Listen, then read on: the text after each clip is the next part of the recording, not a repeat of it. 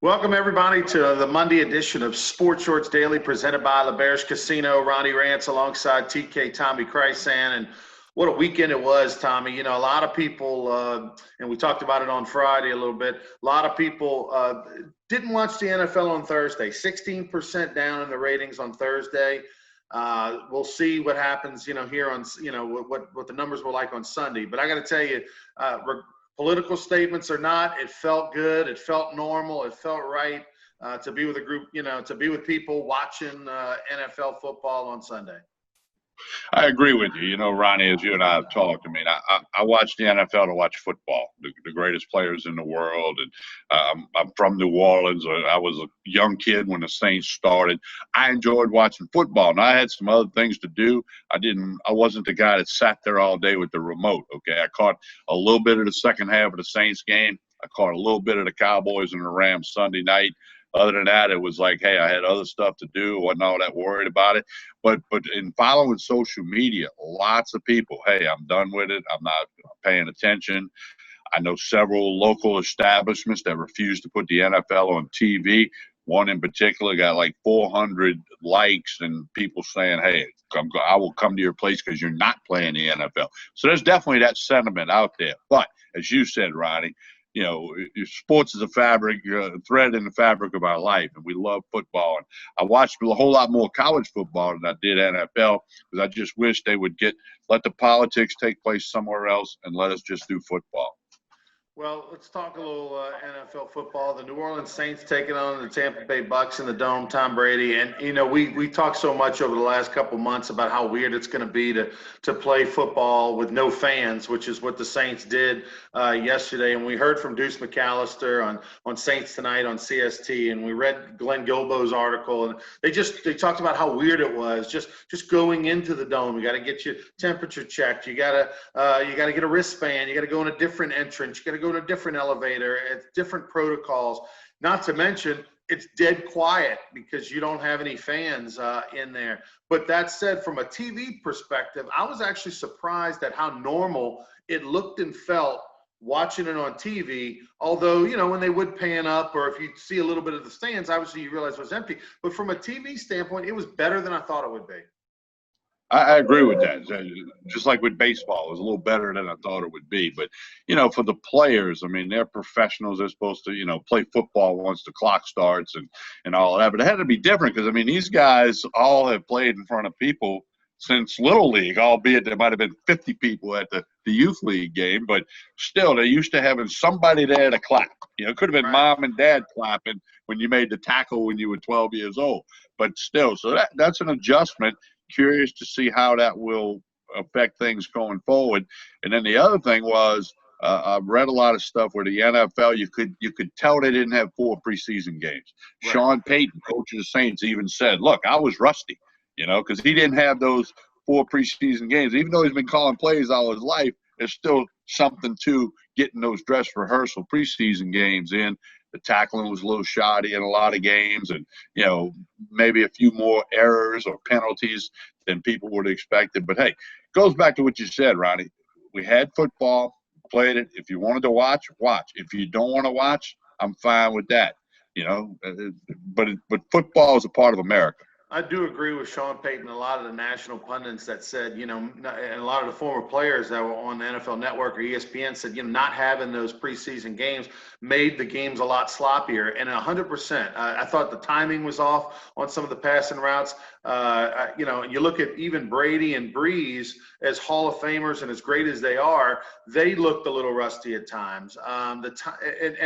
So, but that said, Tom Brady comes out the very first drive of the game, goes right down the field, scores on a quarterback sneak, which I'd love to have known what the odds in Vegas were on first touchdown by Tampa Bay, quarterback sneak by Brady. That would have been one of those ones that would have hit big time. But, Tom Brady comes out, they look fantastic, but I was really surprised at how good how good the Saints defense was. And reports out of camp were that the Saints defense was much more improved, and that by halfway through the season, we wouldn't so much be talking about the Saints offense, we'd be talking about the Saints defense. And Tommy, based on yesterday and how after that first drive, they just really kind of shut down the Tampa Bay Bucks till the end when it didn't really matter. I thought the Saints defense was outstanding. Yeah, plus they put some points on the board. So you got to tip your hat to the defense. The offense didn't play as well as they would like. Breeze admitted that. Sean Payton admitted he was being rusty. So I think they'll clean that up, and go forward. I got to go out to Vegas this weekend. I know a lot of people were going to go out there and check out that game, or just go out there to be among the festivities and be on the strip and all. But the Saints defense definitely stepped up when they had to.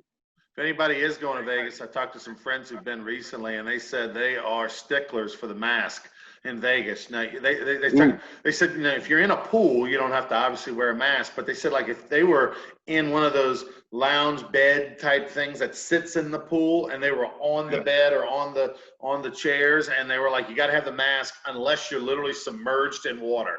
So, I mean, they said it was still fun, but they said they will get on you in Vegas. And so a lot of people I know have canceled that trip. There's going to be no fans for any home games for the Las Vegas Raiders this year. We know we have hopes that the Saints will have some fans at some point this season, but the Raiders have already announced that they're not going to have fans. And oh, by the way, the Raiders offense looked really good traveling across the country to Carolina. So next week, take the over, right, TK? I would think so, yeah. Saints Raiders ought to be fun. Black and gold versus black and silver. Yeah. What did you think about Joe Burrow's debut in Cincinnati? What did you see out of him and the highlights and your thoughts? I saw a funny post on Twitter. They said, should have let Burrow kick the field goal attempt, at the end, whatever. No, but, hey, I think he was motivated by Clyde Edwards-Helaire, his good friend and teammate who had a bang-up night for the Chiefs. And he got out there. He got the 23-yard touchdown run by Burrow. The longest touchdown run in Brady's career is 22 yards. So Burrow outdid Brady on that one. But, his numbers were good. His leadership, I only saw a few highlights. But I think that it's all positive about how Burrow did. Now, they didn't win the game. Field goal kicker, didn't get it done. And I'm sure that was disappointing. But I think Burrow let people know that, hey, I'm going to be a pretty good quarterback in this league. But here's an interesting stat too, Ronnie. The overall number one pick as a quarterback in the NFL draft history is now 0-13 in their NFL debut. Because if Burrow could have found a win, he could have snapped that streak. But no, but Joe Burrow, I expected him to do well, and he did. Well, he took some shots, and Bosa was in the backfield all day long, and his old teammate at Ohio State. He missed a touchdown in the third or fourth quarter. He had a guy wide open in the end zone and overthrew him. I hadn't seen him throw that bad of a pass in 2 years at LSU. It was just one of those. I think he got a little nervous and too much air underneath it. But he took the ball with over 3 minutes to go on his own 18-yard line, drove his team down, actually had to go ahead score, called back by an official. Looked like he had a touchdown to A.J. Green. They said Green pushed off. They settled for a 31-yard field goal, and Joe Burrow was probably saying, where's Cole Tracy? Where's he at? And unfortunately, a 31-yard field goal in the NFL on turf, Tommy, with no fans, and you miss it? That should just be automatic cut. I don't know what's going on there. But, should have been overtime, was not. And Joe had a lot of things. But he reminded me of the Auburn game his junior year when that was his coming out party. Didn't look great all game long, showed some toughness, showed some moxie. But when the chips were on the line, he drove LSU down and hit Dillon for the big touchdown to win the game. And that's kind of what he did in this game for Cincinnati. It was rusty, up and down, had some moments.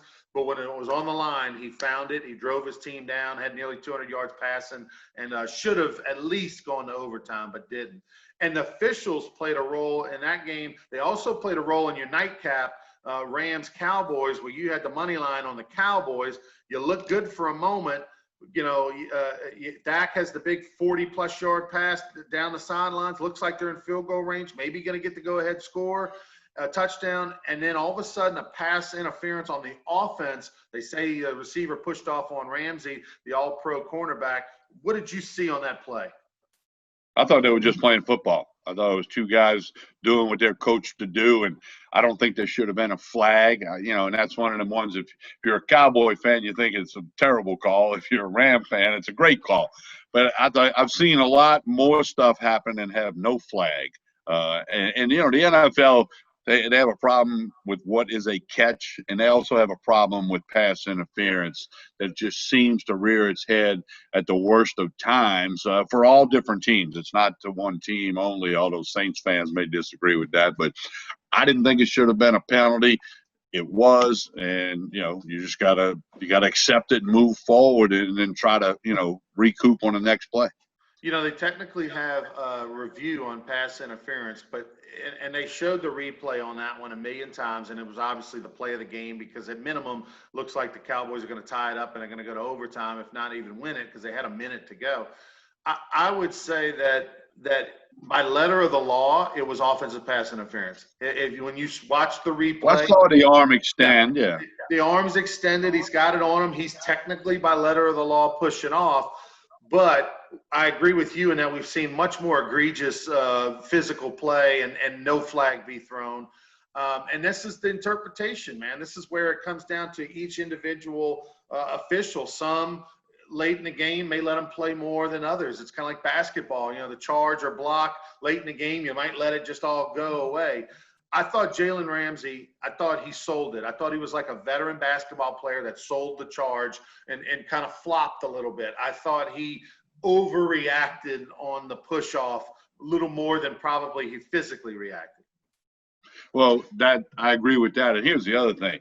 These NFL teams, a lot of people don't know this, but they get reports on the officials. Once they find out what referee crew it is, they know what crews throw more flags, what crews like to call offense, pass interference, what crews like to call holding or whatever. So that's all part of the game plan. But with that being said, I can see, as you said, the letter of the law. You could say interference, but I think in that situation, a no call would have been the right thing.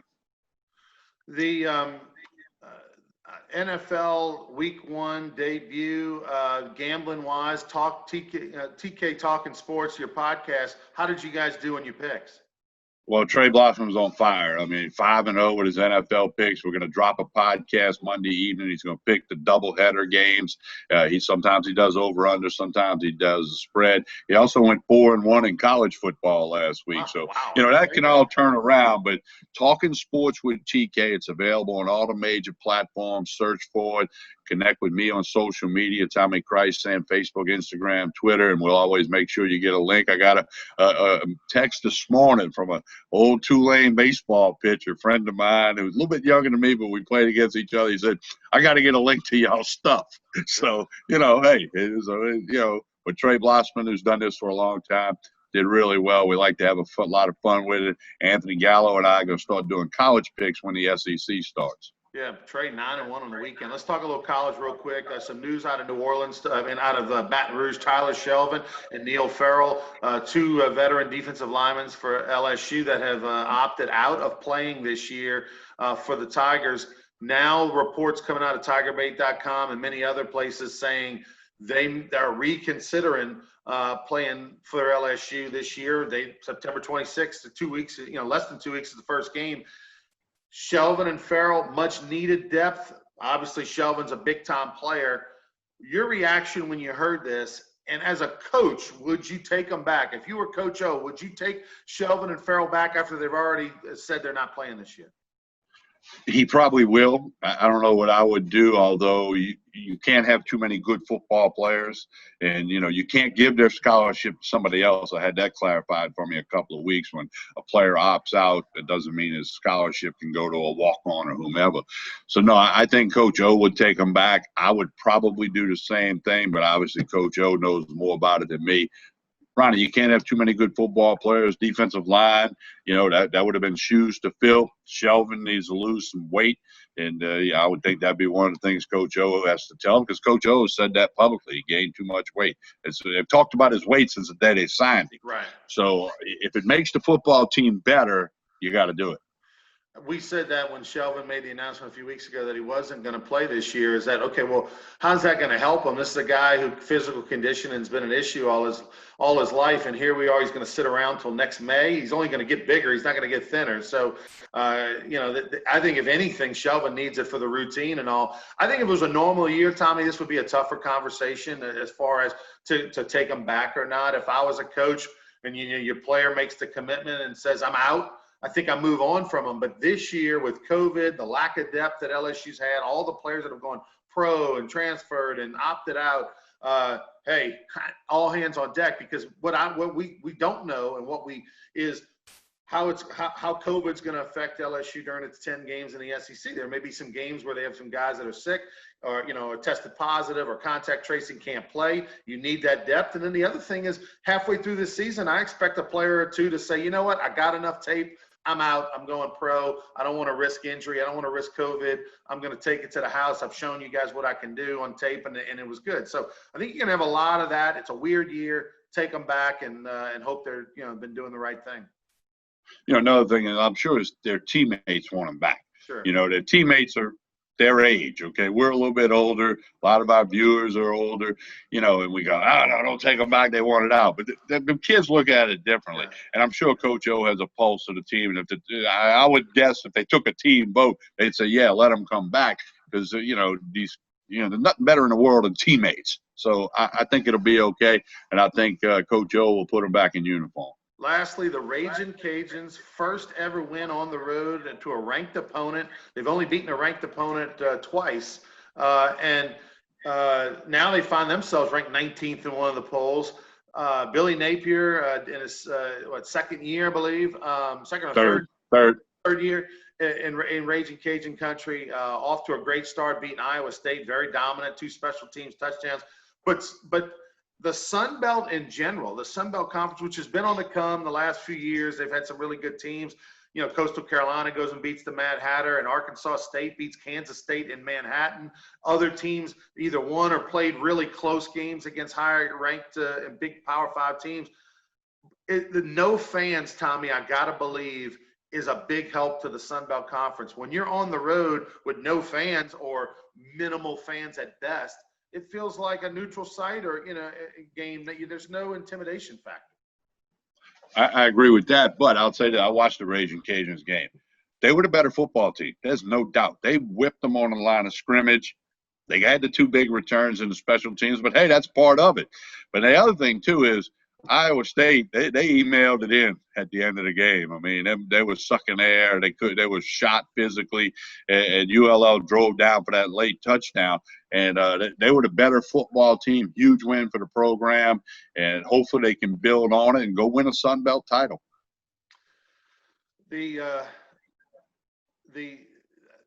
So far, it looks like, Tommy, the Big Ten is trying to figure out a way to get back and play college football. Pac-12, I don't have much hope for them, but Big Ten, where would you put it at? You think they're going to play? You think they're coming back? They're going to admit they made a mistake? They're going to vote Monday afternoon. Report is they're going to play, but it won't be all their schools. I think Maryland and Temple want out. Wisconsin don't know if they can get in. So it might become really the Big Ten again if only 10 of them play. Right. But but this has been kicked around. Poor leadership by the new commissioner, the guy that was fired by the NFL because he couldn't get the job done. And he backed himself in the corner after the first vote when he said, we will not revisit this. Well, guess what? They're revisiting it. And it'll be interesting to see what happens. Now they're talking they could start mid-October because they want to try to win a national championship. I think you're going to have some Big Ten football. Not all the teams of the conference participating. However, with the Big Ten, anything can happen. I mean, they may vote not to play. It's unfortunate, but they got to do what they think's best for them. And I'd rather see them play. I'm all for the student athletes. I mean, you and I were both NCAA student athletes. These guys have worked hard, and as well as the support staff, equipment managers, trainers, cheerleaders, everybody's a part of it. So I'd rather see them play. The issue I think people aren't talking about is, whenever they announced that fall sports weren't going to happen, they were talking about all fall sports, not just football. And so now, you can't just come back and just play football. That'll put you in hot water with all the other sports. They got to be saying, we're going to figure out some, just like the SEC, they're going to play a shrunken volleyball schedule, a shrunken cross country schedule, and everything else. So they're going to have to do that. If they can't just have football come back. They're going to have all the sports come back. And that's probably partly why you see some other colleges like Maryland and Temple and others say, you know what, it's just too much for us to get it all back together at the last minute. Well, I think they also know there's no shot at spring football season. There's not going to be a season in spring football for anybody. That's not going to happen, okay? Spring practice, yeah. They pass something where they can all have a scrimmage with another school? Maybe. So I think the Big Ten needs to be smart enough to know you're not going to have spring football. So if you can get in 7, 8, 9 games, or at least try to do it. If if this thing gets sideways and you got to cancel, or the SEC has to whack it, at least you tried to do it. At least you tried to do something for the student athlete. Tommy Krysan, check him out on his podcast, Talking Sports, and he'll be on Sports Shorts Daily 2-3 times a week here on Sports Shorts Daily, presented by the good folks over at LeBear's Casino. Big announcement coming tomorrow regarding Louisiana Sports Hall of Fame and our annual Golf Classic. We'll have it for you right here. Hope everybody has a good one, and make sure to tell a friend. Follow us on YouTube. Sports Shorts, hosted by Ronnie Rantz. You can get the show each and every Monday through Friday. Good 15, 20-minute sports talk video before noon each and every day. And like our page on Facebook, Sports Shorts on Facebook, and you can check it out there as well. He's Tommy Krysan. I'm Ronnie Rantz. Have a great day, everybody.